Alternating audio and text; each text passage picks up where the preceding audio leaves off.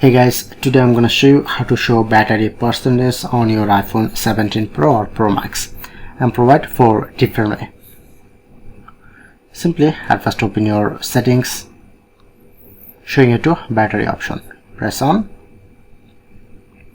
scroll down to make sure to battery percentage. When you turn up to battery percentage, not showing you to battery percentage. Enable this, then showing you to percentage. And the second step,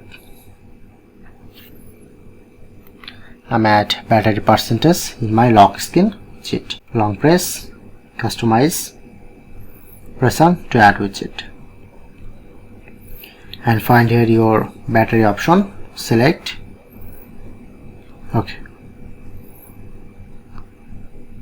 press on done. Now successfully add battery percentage in my lock screen. Okay, and the third way, long press, edit to add widget. Find here to battery widget, select any style, press on add widget.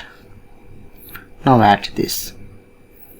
Okay, and final and last way, using my Siri. At first activate your Siri and you just say, hey Siri, what's my battery percentage?